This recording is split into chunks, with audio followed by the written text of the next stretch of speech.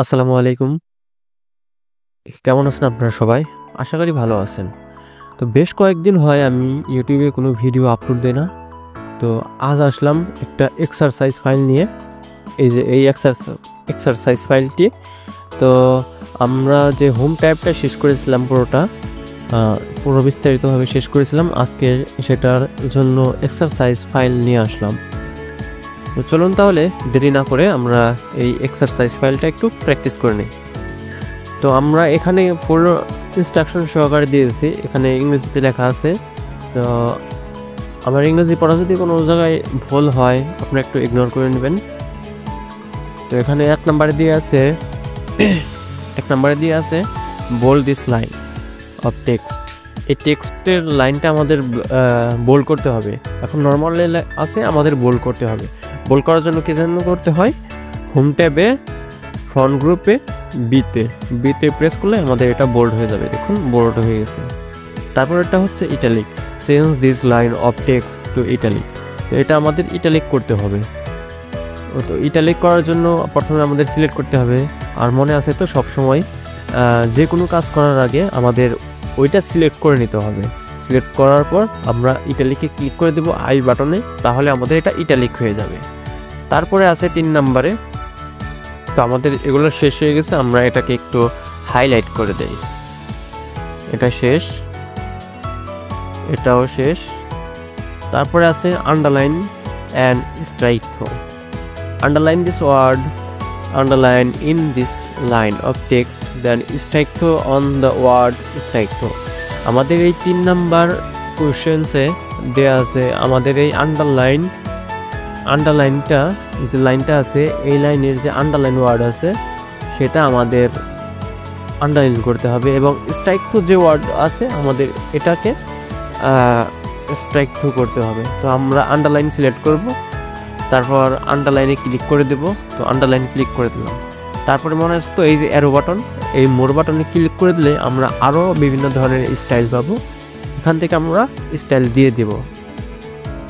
এখানে উল্লেখ করে নেই, আমি তাও দিয়ে দিলাম এখান থেকে। তো কালারটা একটু চেঞ্জ করে দেই, আমরা এখান থেকে গ্রিন কালারটা দিয়ে দিলাম। তারপরে আছে স্ট্রাইক থ্রো। আমরা স্ট্রাইক থ্রো যেটা আছে এটা একটু কী করে দেবো, স্ট্রাইক থ্রো করে দেবো। তখন স্ট্রাইক থ্রো হয়ে গেছে। তো আমাদের এই 3 নাম্বারটাও শেষ হয়ে গেছে। এখন খুব তাড়াতাড়ি শেষ হয়ে গেল। আপনারা এটা বারবার প্র্যাকটিস করবেন, তাহলে আপনাদের মুখস্থ হয়ে যাবে, আপনাদের ব্রেনে সরাসরি লেগে যাবে এটা। তারপরে আছে font style and font size, এটা দেওয়া আছে। তো কি বলছে এখানে, change the font style of this line of text to any font style you prefer, then change the font size to 30 pt। তারপরে একটা নোট দেওয়া আছে, you can change the font size by using increase font বা decrease font icon on the ribbon. আমাদের এই যে লাইনটা আছে, এই লাইনটা আমাদের কী করতে হবে, এই ফন্টের যে স্টাইলটা আছে প্রথমে স্টাইলটা চেঞ্জ করতে হবে, তারপর এটার সাইজ আমাদের দিতে হবে 30।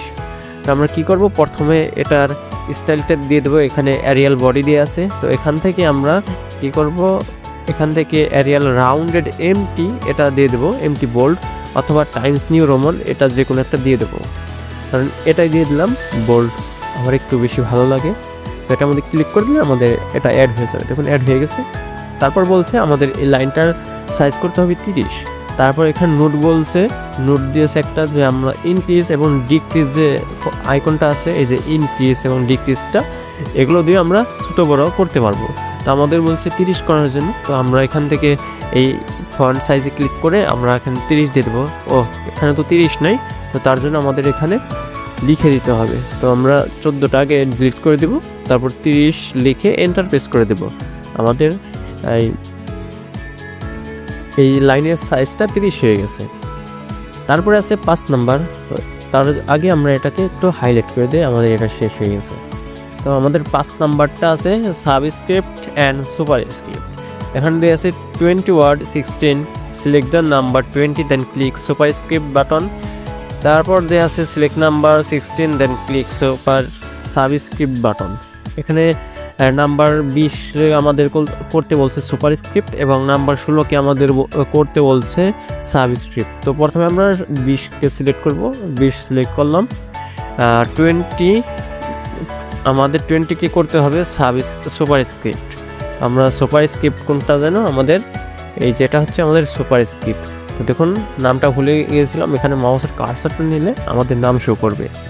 তো এখানে আমরা ক্লিক করে দেব, দেখুন আমাদের সুপারস্ক্রিপ্ট হয়ে গেছে। তারপরে বলছে আমাদের করতে হবে 16কে করতে হবে সাবস্ক্রিপ্ট।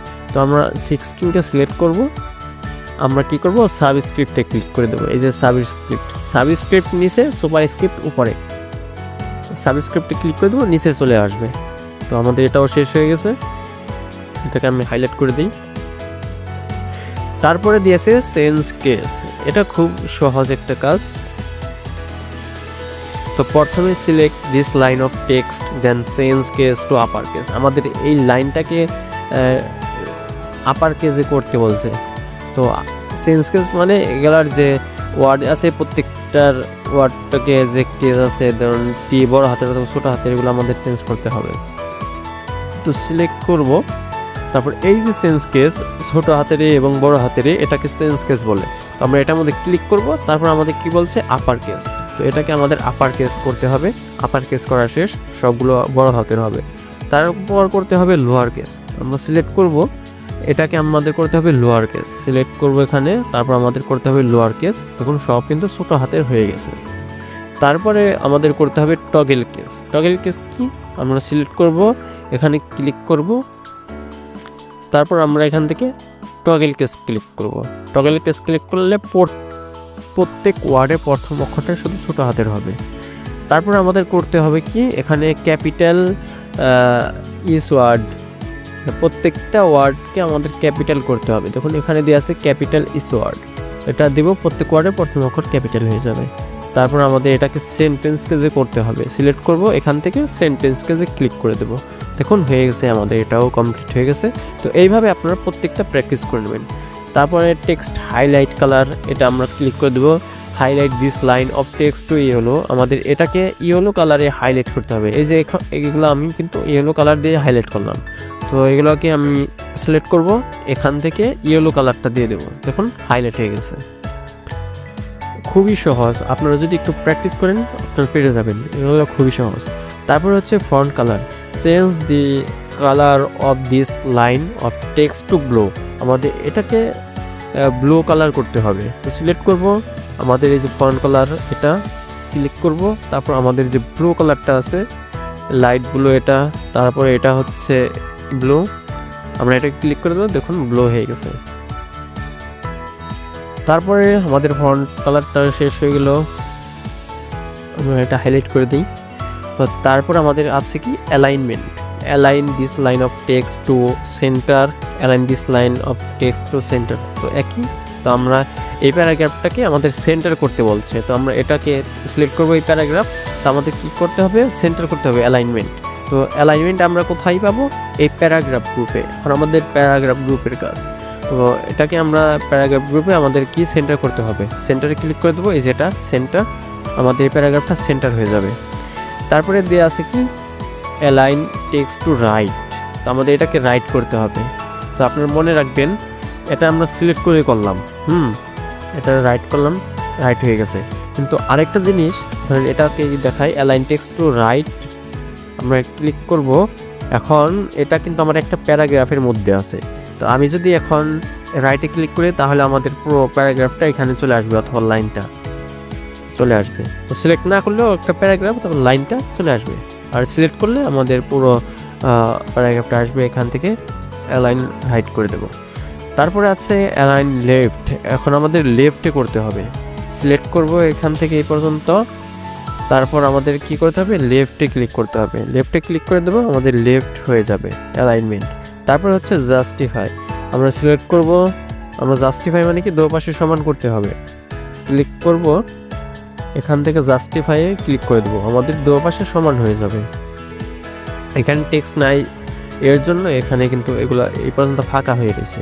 তো আমাদের 9 নাম্বারটাও শেষ হয়ে গেছে। আর যদি বুঝতে কোনো জায়গায় ভুল হয় বুঝতে না পারেন তাহলে অবশ্যই কমেন্ট করে জানাবেন। আর আমাদের ফেসবুক পেজে অ্যাড হয়ে যাবেন, ফেসবুক পেজের নামও রাজ্জাক আইটি একাডেমি। তারপরে আছে শর্ট, আমাদের শর্ট করতে হবে select the following letter then click sort button ascending then enter. আমাদের শর্ট করতে হবে।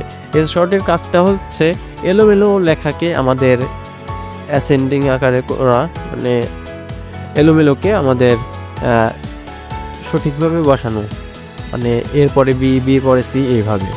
কারণ এখানে কিন্তু এলোমেলো দেওয়া আছে, এগুলোকে আমাদের অ্যালাইন করতে হবে, অ্যাসেন্ডিং করতে হবে। তো আমরা সিলেক্ট করবো এই পর্যন্ত, লেটারগুলো সিলেক্ট করব।